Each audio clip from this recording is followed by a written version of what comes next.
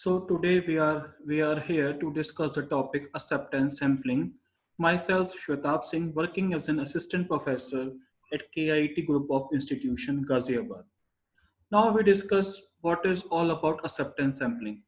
Acceptance sampling is a process of evaluating a portion of product or a material in a lot for the purpose of acceptance or rejecting a lot as either conforming or not conforming to a quality specification.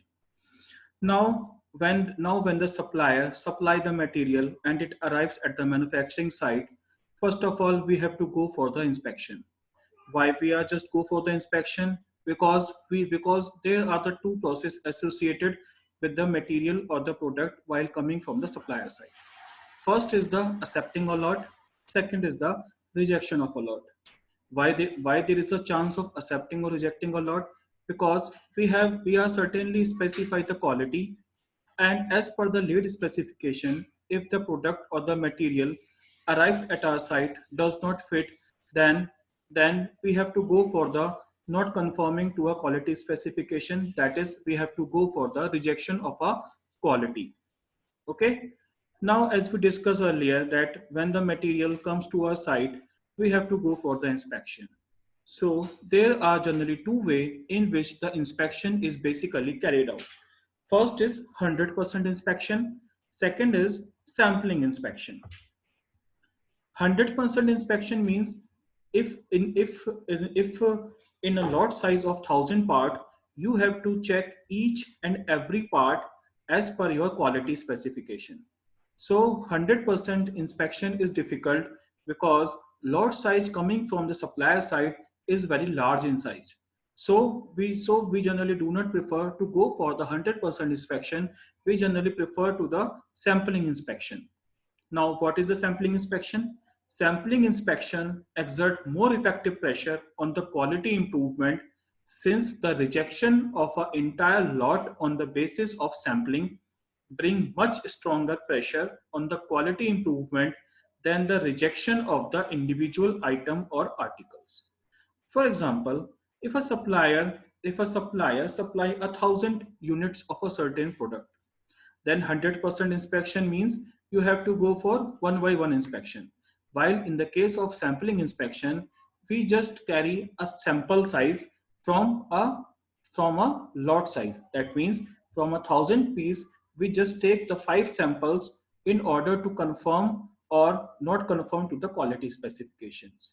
Here, when we reject individual part, what the supplier say, it will do the rework and supply back to your site. In the case of sampling inspection, it exerts a more pressure because here we generally not dealing with a single individual part, we are dealing with a thousand of parts. So here the rejection of a part exerts more effective pressure on the supplier in order to confirm the quality as per the lead specification led by the manufacturer. So here comes the advantage of sampling inspection. It provides the more pressure because here the manufacturer generally reject a full lot. Okay. Now, when we go for the inspection, there are certain and different type of sampling methods available.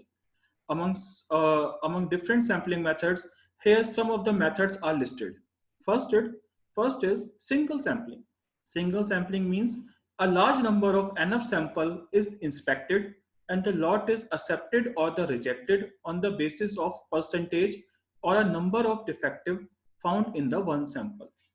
Okay, what we are doing is we just go for a single sample, and on the basis of taking single sample from the lot size, we just provide our decision. Okay, whether to accept a lot or whether to reject a lot. So what we have to do, we have to go for counting the number of defects. Okay, and we generally develop a certain acceptance number. If the number of defects generally varies with a certain acceptance number, then our decision generally made that whether we have to go for the acceptance or whether we have to go for the rejection of a lot. So here the decision will be based on the single sampling of the material. Now, now we move towards the double sampling. Double sampling means In case it is not possible to decide the fate of the lot on the basis of single sample, then a second sample is drawn from the lot. Okay. If you are not justified, if you are not justified with the decision made by you while during the single sampling, you have to go for the double sampling. Okay, what you have to go, you have to just take a multiples, you will just take another samples from the remaining parts in order to make your decision whether to accept a lot or whether to reject a lot. Okay, in a single sampling we just take the single samples, while in the case of double sampling we just take the single sample plus one more sample from the remaining lots. Okay, so in the case of double sampling we have a multiple acceptance number, because multiple acceptance number for a single lot as well as the acceptance number for the whole lot. Okay, now we will discuss it later on when we just discuss about the flow chart or the category of double sampling. Last type of sampling is sequential sampling. Sequential sampling means it is an item by item analysis, not 100% inspection, but here item would be chosen in such a manner or in such a fashion that a sample size is much bigger in size. Okay, here what it is right down over here is, it is also called as item by item analysis. This sampling involves increasing the sample size by one part at a time till the sample become the large enough and contains the sufficient number of defective on. Okay, means you will take out the samples one by one till the sample size become much large in order to decide whether to accept a lot or whether to reject a lot. Okay, now we just move further towards the single sampling plan. How it is working. Now supplier supplies the, suppose a lot size of n is supplied to your site, in which you just choose a n sample of pieces. Okay, and amongst the n sample of pieces, the number of defects, that is we call it as d. Okay, here C defines the acceptance number. Means, for example, there is a lot of 1,000 parts amongst amongst of 1,000 parts, you just choose the 20 sample parts. So you set the acceptance number that if the number of defective would be less than 15, so I will accept the lot. If greater than 15, I will reject the lot. So C is basically the 15. And when how it is working, when number of defective does not exceed C, means defective is 14, acceptance number is 15. So 14 less than 15 means D does not exceed C, so accept is okay. You have to accept a lot. Second, in the case of second, when the D exceed the C, for example, acceptance number is 14, your D comes out to be 15. So acceptance number is 14, number of defects present in the sample is 15. So your decision is to just reject a lot. Here you just take a single sample of n pieces from a lot size of capital N. Okay. Now double sampling plan. What it is say? Here you have to select the first sample of size n1. Okay.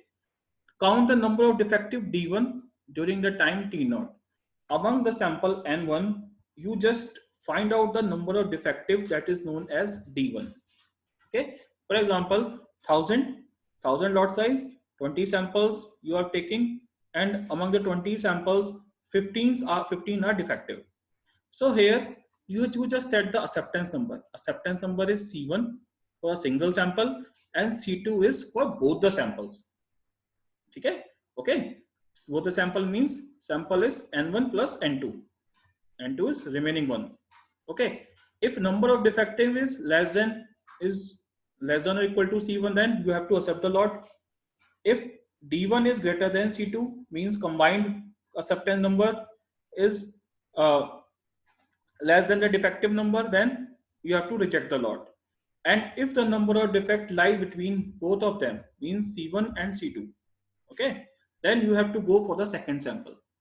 Okay, that means select a sample of size N2. Here, what the sample size N1 is previous one, you choose again N2. Here the total size is N1 plus N2. Okay. Now, amongst the N1 plus N2, if you count the number of defective is D2. Here the number of defective is D2. Then you have to go for the second sample. Then acceptance number of second sample will be forward over here. So if D1 plus D2 means defective for previous one plus defective of this is less than C2 acceptance number, then you have to accept a lot. Then if greater than, then you have to reject a lot. Here you cannot manage in a single step to define whether you have to accept a lot or whether you have to reject a lot.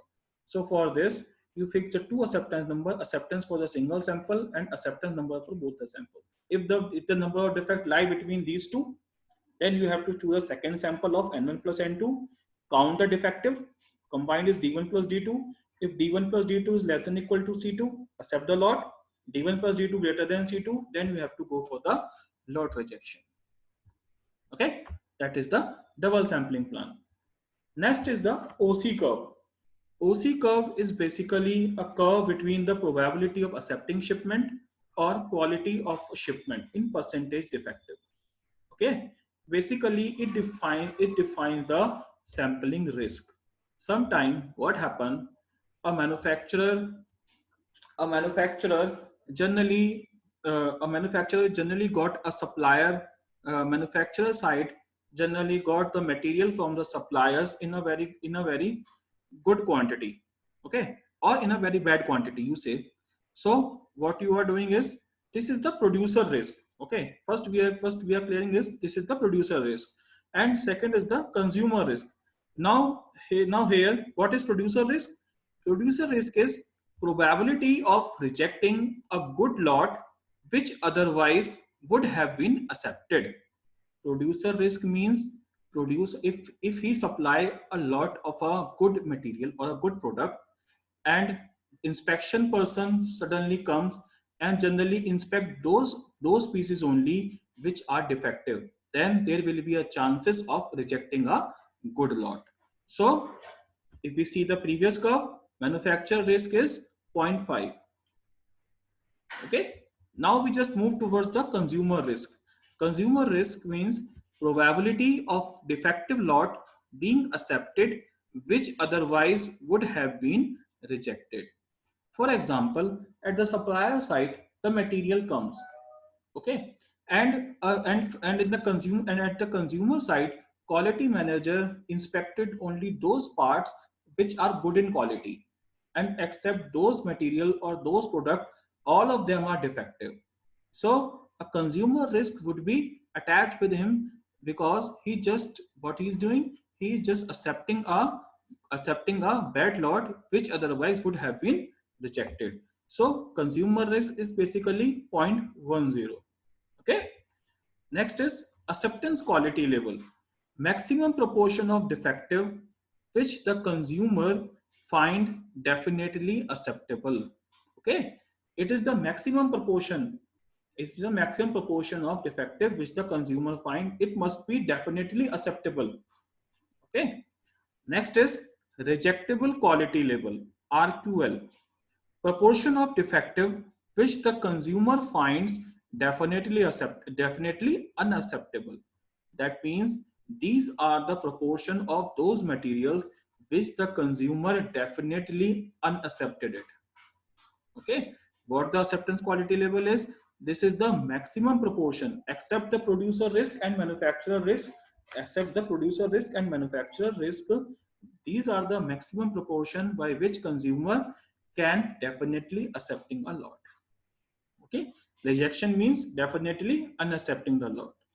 Next is average outgoing quality. Average outgoing quality, how it can define? It can be defined as the average percentage defective in the outgoing product after inspection, including all, all accepted and all rejected lots which have been 100% inspected and defected piece replaced by the non-defective piece. Here the part is 100% inspected and defected lot would be replaced by the non-defective lot. So a quality will not be compromised in order when the customer receives the product in his hand. So what we are doing in the average outgoing quality, where we just do the 100% inspection, and the rejected or defective piece will be replaced by the non-defective piece. Okay, here a defective piece will be replaced by the non-rejected piece. Thank you.